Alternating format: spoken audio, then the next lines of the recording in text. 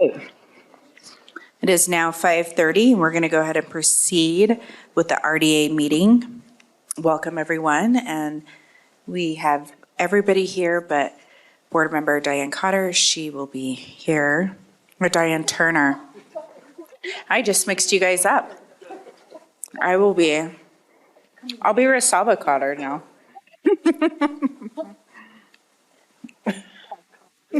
Yeah, everybody will be Cotter. No, Diane, she'll be right back. All right, so we are going to go ahead and move forward with our agenda. And we have approval of minutes. And we actually have no minutes, so thank you. And then the next item on the agenda is citizen comments. If you have any citizen comments, please come up. We don't have any emailed, correct? All right. Anybody from the staff want to be a citizen today? No? Okay, perfect. All right, we'll go ahead and move forward from citizen comments. And item number 3 is discussion item with GL presenting, GL Critchfield, our city attorney, about board and training and powers and duties of the redevelopment agency. Thank you, Joe. Yeah, thank you. I don't have any slides for tonight, but we make this a little more intellectual.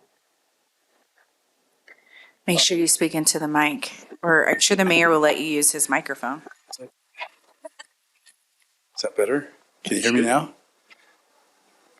Okay. So in your packet, I think you will have found, hopefully, and had a chance to read the RDA bylaws. There's a Utah state statute on agency powers. There was a statute as well on the agency board and the quorum. There is a statute on allowable uses of agency funds. And then there was a statute as well on use of housing allocation. I'm not going to go through those in detail tonight, but just kind of give you a general overview of your powers and duties.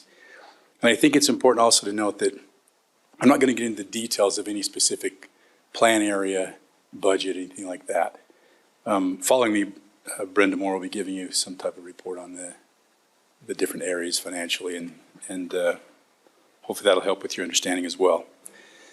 But generally, as we go through this, what I'd like you to think about and ask yourself is, what is redevelopment? What does that mean? And what's your role in that? Redevelopment, for purposes of tonight, assume or encourage kind of a public-private partnership. Not partnership in a legal sense, but in a sense of coming together as kind of a team to redevelop property. And keep in mind, there's 3 things I want you to keep in mind as we go through this. The city is not a developer. The city regulates developers, and the RDA incentivizes development by developers. That's important to keep in mind. We do that by taking underdeveloped, unproductive, or blighted property and putting it back into more productive use. It promotes economic development, job creation, and eliminates blight. Some of the goals of redevelopment are to reconstruct and rehabilitate areas of the city, assemble land for development, use tax increment to reimburse developers, and invest in infrastructure to assist private development. By the way, as I'm going through this, if you have any questions, please interrupt me and ask. We encourage new development, we create jobs, generate tax revenues in declining areas of the city, and again, we do this by developing relationships with private investment and private developers. Redevelopment can stimulate private reinvestment in our neighborhoods and businesses, build or improve roads, utilities, and one of the things that we've found as well is we can take hazardous waste sites and make them more productive by cleaning those up. So the agency itself, what is a redevelopment agency?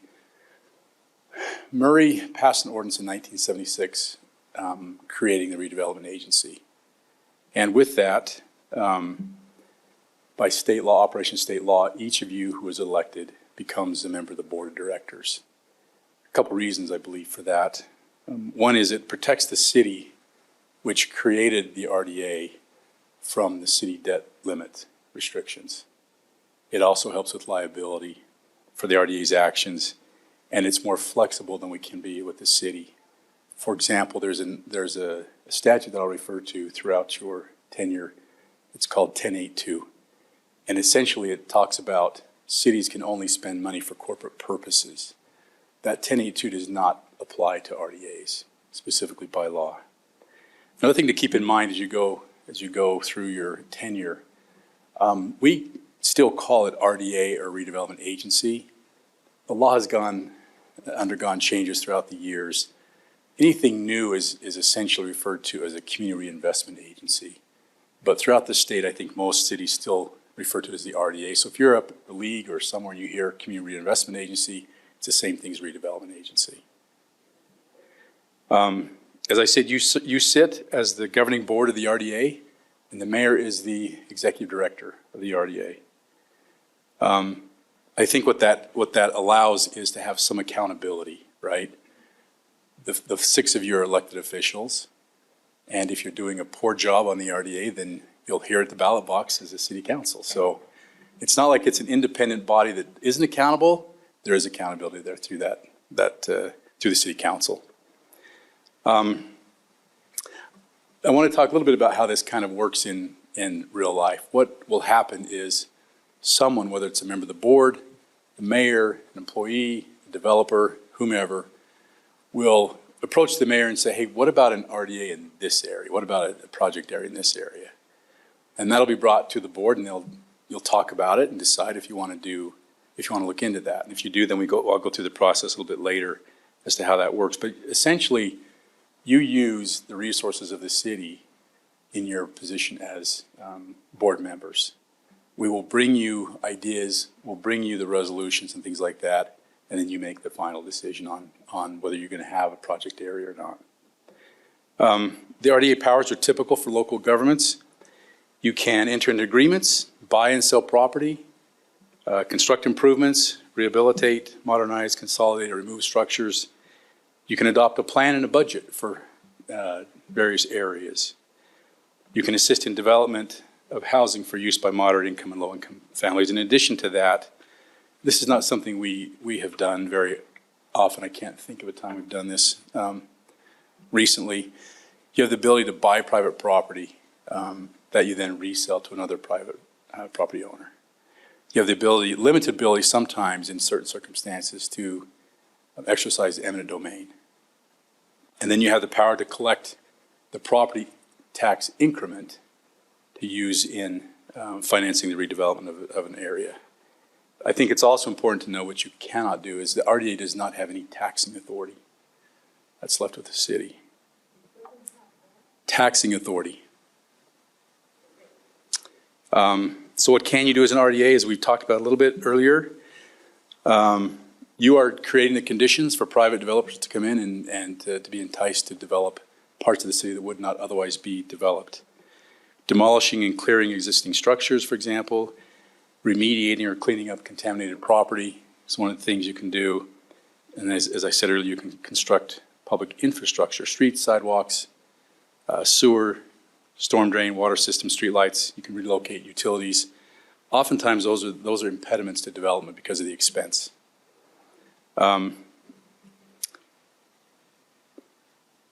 Project area receives investment to reverse these deteriorating trends and create jobs and revitalize the area. It stimulates investment which would not otherwise occur. And I think what's really important to keep in mind is if property would develop without public assistance, with just private development, it's probably a waste of public resources to spend public money on a property like that. So you're looking for properties that would not otherwise develop as a general rule. And the idea is that these redevelopment efforts to revitalize areas of the community will have a spillover effect and will affect other parts of the community, if not the whole entire community. So you can't leave some of these areas just to the private sector, or they just won't redevelop. The process. So all existing RDA areas that we have currently have gone through this process already. And as I talk about this would be the process you would go through to create a new project area.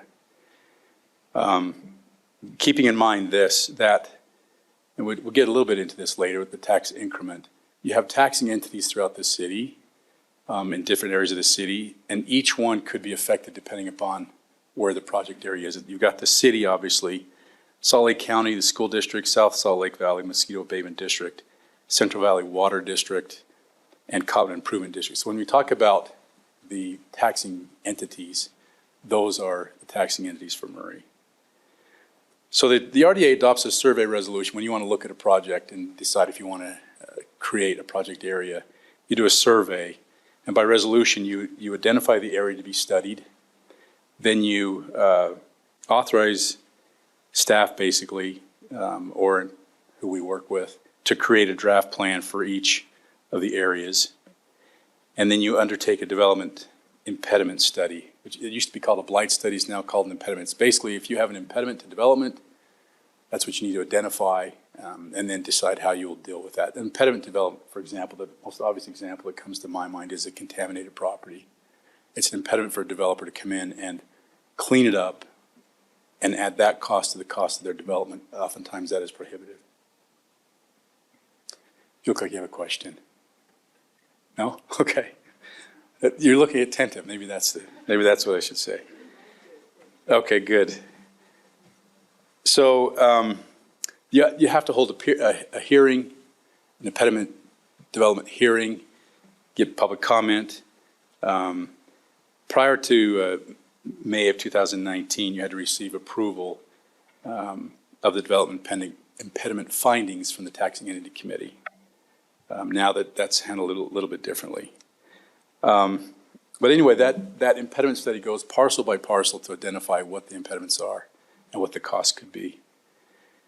And then the project area, it comes back to, once you've got the survey done, it comes back to the RDA board, and if you decide to go forward, you create what's called a project area, which is the official boundary of the area that's going to be redeveloped. It goes to a public hearing so that citizens who live in the area will have a chance to, or anybody else for that matter, a chance to talk about the redevelopment area, express their views on that. And then after that, you act to adopt the project area. With that, you then create a project area plan, and that plan is, what are you going to do to clean up the property and to make it more productive? Talks about what actions you'll take, of whether you're going to buy and sell property, whether you're going to improve dilapidated facilities, use tax increment, whatever else.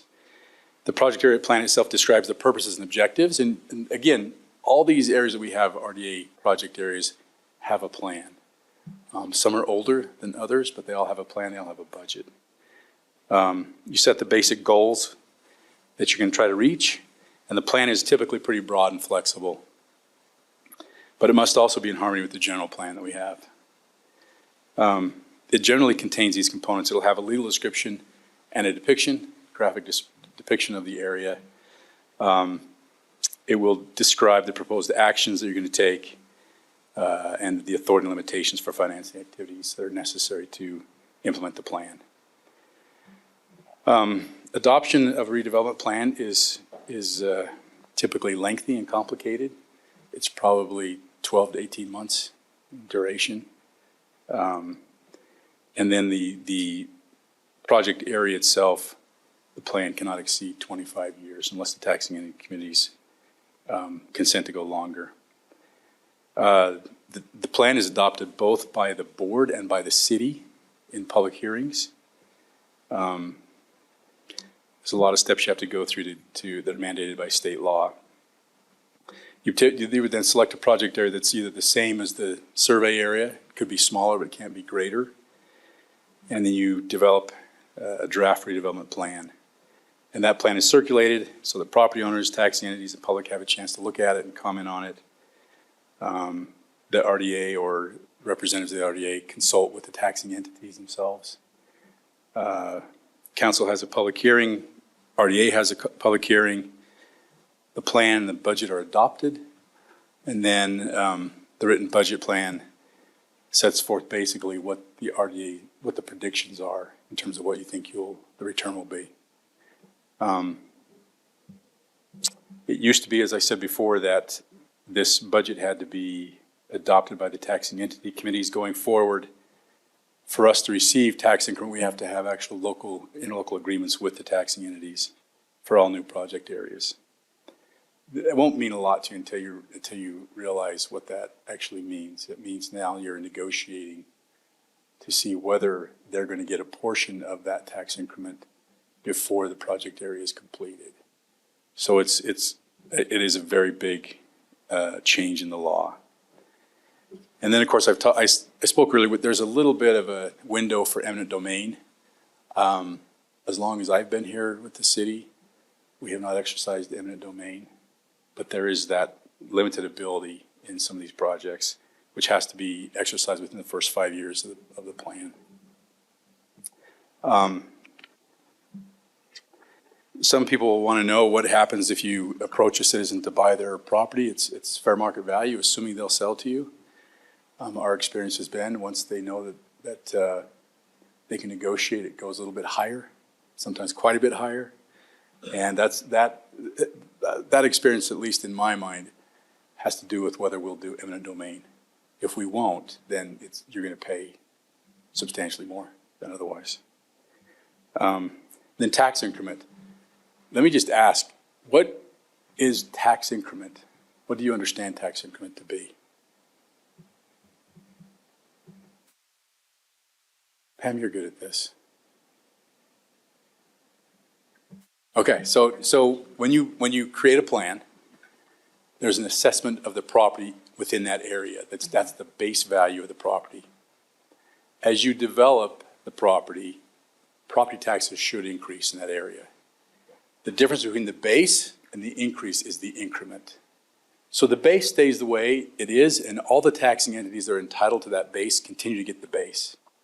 But for the 25 years or so, the RDA takes that increment, and it's usually what happens is this, is you talk to the developer, you enter into an agreement, and they pay for everything up front, and you reimburse them as the increment comes in. To me, it's the best way to do it because you're not out any money unless they're producing. Once they produce the money, they can have it back. So it really incentivizes a good development to make sure it gets done because they're not getting reimbursed until it's finished. And so it's a really good way, I think, to finance these things. That's tax increment essentially in a nutshell.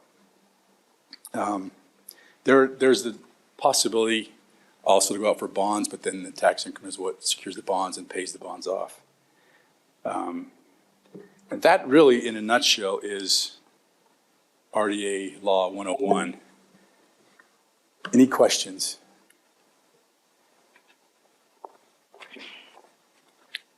No? It would be wise to maybe spend some time with CED or me or both or Brenda and kind of get a handle on where each of these project areas are. A couple expired, which means at some point we will by ordinance discontinue those, but until, when I say expired, the time for collecting the increment is over. They still stay there until we, by ordinance, terminate them. Those are project areas. And then, anyway, it's good to get to know these areas. It's an important part of the city, an important part of what we do. And then if you ever decide that you want a new area, you'll already have a good understanding of what we're getting into. Yeah. Yeah. Thank you. Okay. Thank you, Gio. Thanks. All right. Item number 4 is discussion item board update on current fund balances for each RDA area. Brenda Moore, our finance director.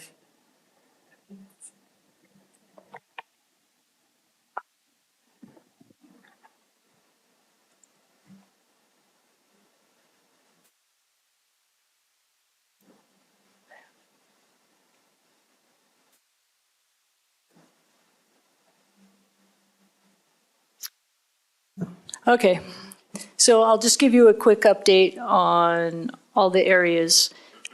This is the RDA fund balance for the fiscal year 2023. Some of you have already seen this. It shouldn't have changed since the last time you saw it. We have the 5 areas: CBD, Fireclay, East Vine, Cherry, and the smelter site.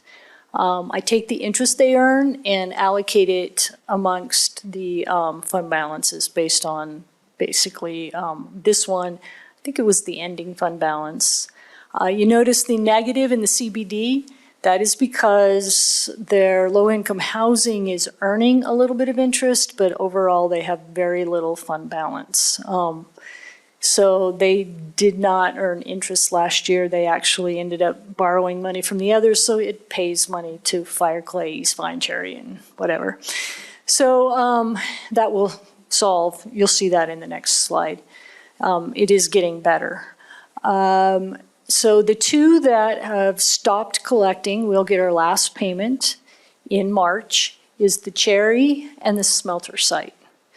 The smelter site is the hospital area. Cherry Street is a little one street over off of 48th between 4th and 5th West. And then the other areas are East Vine, Fireclay, you are all familiar with what that is, and then the central business is where we're sitting. Central business at the end of last year had $396,000 of fund balance, most of which $1.1 million of that was a negative fund balance in their regular things, and they owe $1 million set aside for low-income housing. They are, or were, land rich, cash poor. Fireclay, their fund balance is 3.7, and of that, at the end of last year, 1.2 was set aside for low-income housing. East Vine doesn't have a low-income housing thing. That's where Wood Oak is, where the court sits, basically is that area.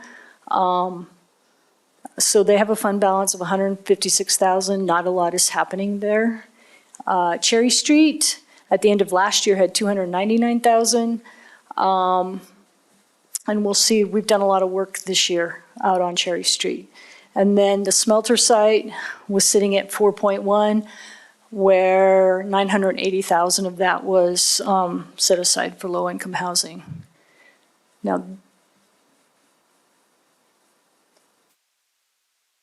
it's in yellow. This is my best guess estimate of where we would end up if they spent all of their budget and things came along. I have adjusted so that their tax increment receipts are based on the county's estimate and not what I budgeted. It was a little bit different. CBD, this is the big one. This is the one that's got a lot of activity. You can see that $9.2 million sitting there.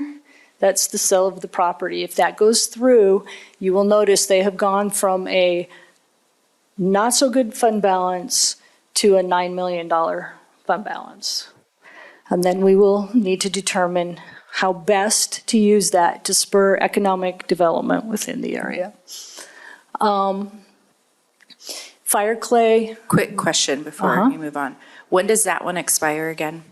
It stops collecting in 2034. 2034. Yes. Okay. Can you tell us when they stop collecting for each of them? I do not remember Fireclay and East Vine. I think East Vine is 2028. I forgot. I have it on a sheet, but it didn't print on this one. And Fireclay is probably a little bit after that. Okay. Thank you. And CBD, is 2034. That's important. And it can be expanded because of COVID. They allowed us to, at your option, to extend it for 2 years. If nothing's happening, I wouldn't extend it. I'd give the city and the school district and everybody back their property taxes. So the Cherry Street, you will see that we have spent $298,000 in Cherry Street. We went back in there, and that road was 20-something years old, so they repaved it. They cleaned it up, cleaned up some of the gutters, and did a repave in there that was paid for by Cherry Street. Trey is looking for sidewalk projects because it does not have a continuous sidewalk down it. It would be a lot, it's gonna take a lot of effort to get a continuous sidewalk down it, but there is some areas that would be what I call low-hanging fruit.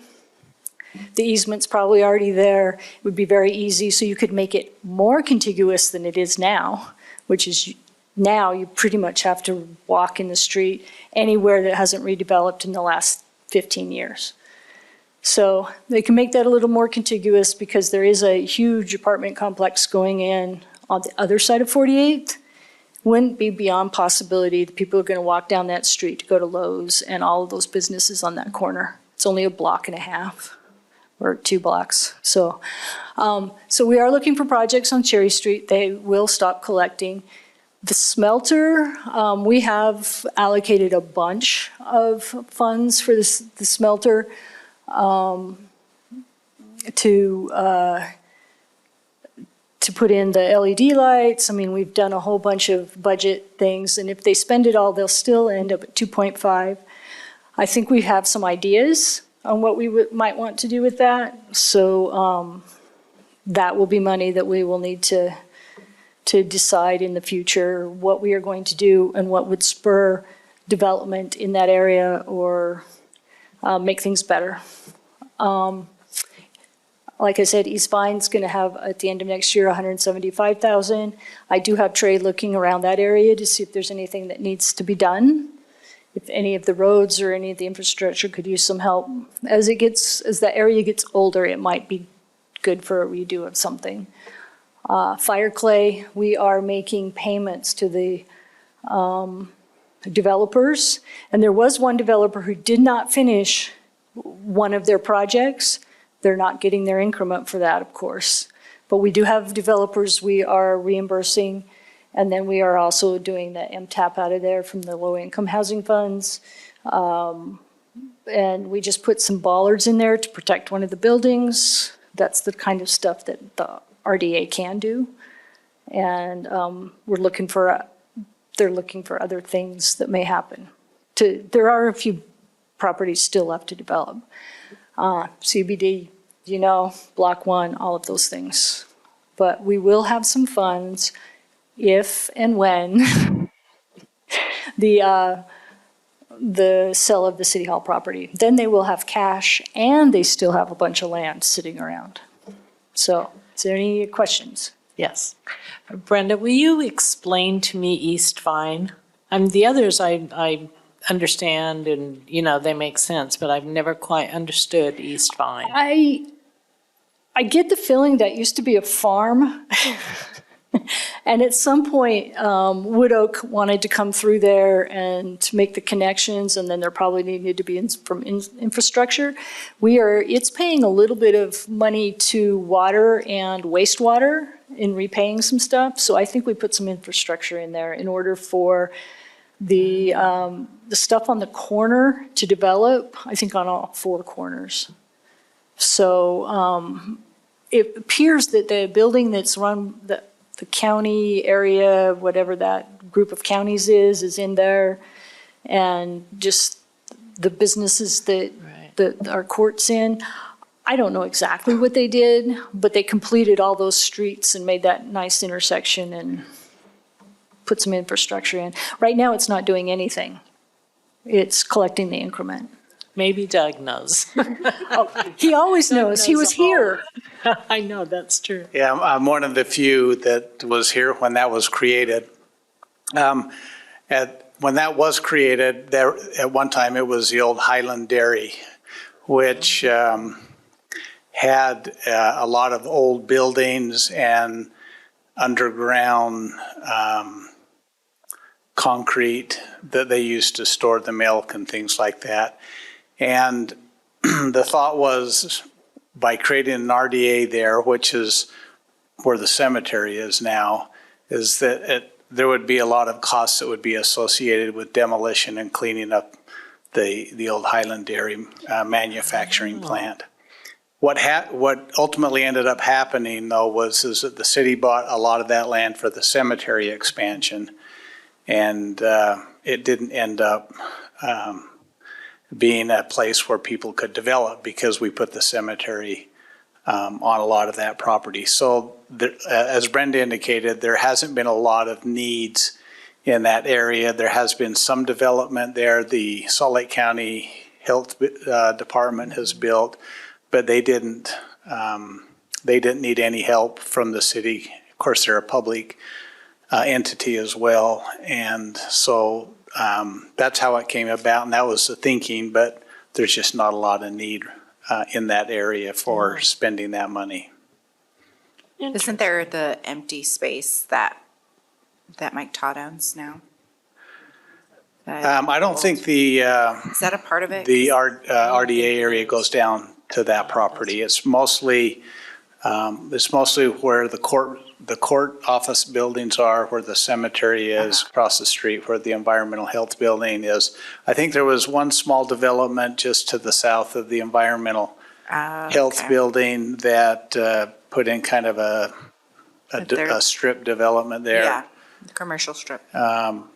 And as I remember, I could be wrong, but as I remember, they actually, I think, utilized some of the RDA funds to put in a sewer line because they had to extend the sewer line down that far. But that's the only project I can think of in all the years that I've been to the city that the city provided increment assistance. Thank you. I appreciate that. Maybe GL or Brenda can answer this question.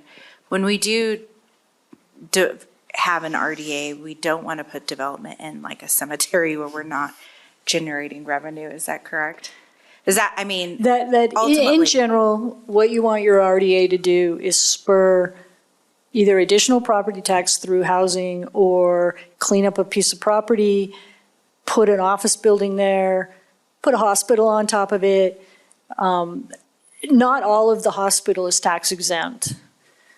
The big tower is, but anywhere you go see a doctor, that's paying property tax. The restaurants around there, because they're paying property tax. So you want to spur economic development, either housing, low-income housing, or business. Thank you. Anybody else? No? All right. Okay, thank you.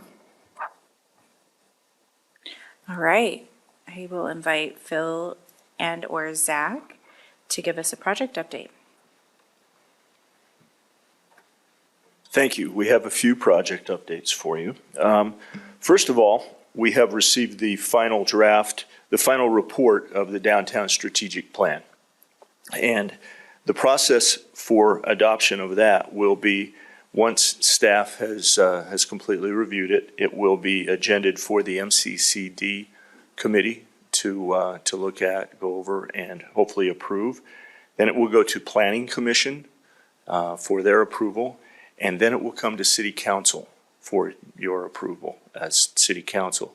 So that process will take a while. It will be spring before that is completely adopted, but I think you're going to be very pleased with the study.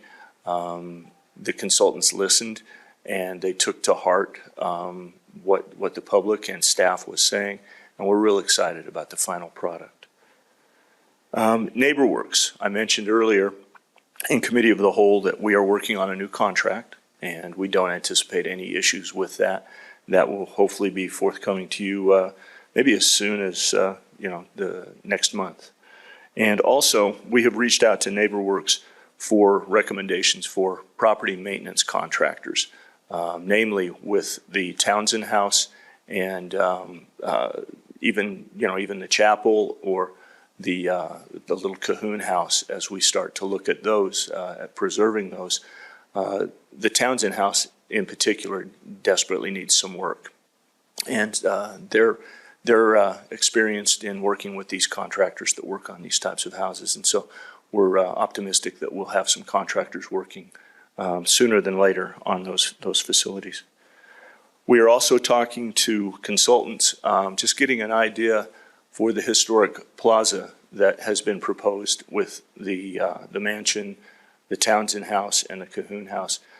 We're just trying to get a feel for what they think could be possible, and just a general ballpark estimate of what something like that would cost and what kind of amenities could potentially be included. So it's very, very high-level discussion, just kind of seeing what we can do. And that's kind of exciting. We're really looking forward to talking to a couple of different consultants that have done similar projects in the Ogden area and also Salt Lake City area and that. So they're local, and we may reach out to a national one as well, just to see what they have to say.